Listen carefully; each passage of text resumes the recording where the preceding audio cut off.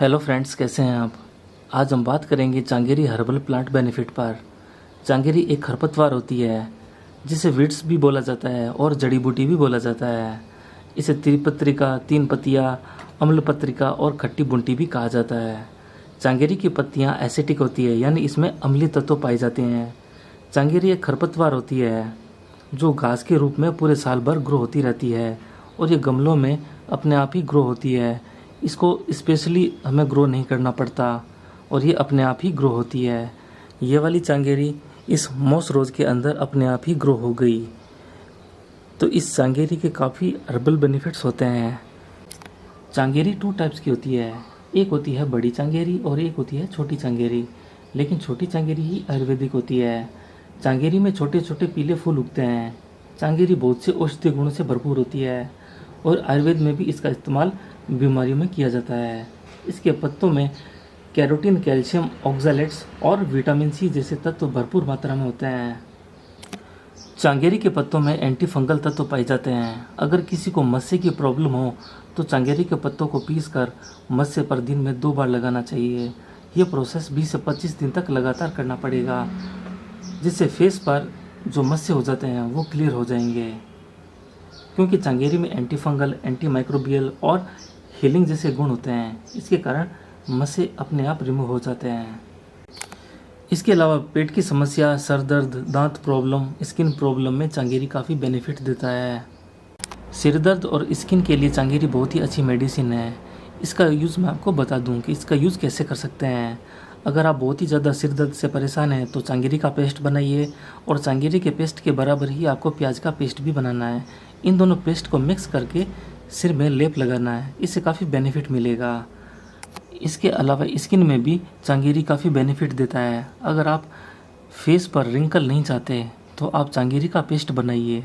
उस चांगेरी के पेस्ट को आप सफ़ेद चंदन के पेस्ट में मिक्स करके अपने फेस पर फेस पैक की तरह लगा लें, इससे रिंकल में काफ़ी फ़ायदा मिलेगा। चांगेरी का साइंटिफिक नेम है ऑक्सैलिस कॉर्निकुलेटा और ये वुड सोरेल फैमिली का प्लांट है। चांगेरी को इंडिया में अलग अलग स्टेट में अलग अलग नामों से जाना जाता है और अलग अलग भाषा में इसके अलग अलग नाम भी हैं। जैसे संस्कृत में इसे दंतशठा, अम्बशठा, अम्लपत्रक और अम्ललोणिका बोला जाता है। हिंदी में इसे चांगेरी, तीन पत्तियाँ, त्रिपत्रिका और खट्टी बूटी भी बोला जाता है। असम में इसे चंगेरी टेंगा बोला जाता है। कन्नड़ में इसे सिबर्गी बोला जाता है। गुजराती में इसे अम्बोती बोला जाता है। तेलुगु में इसे पुलिचिता बोला जाता है। तमिल में इसे पुलियारी बोला जाता है।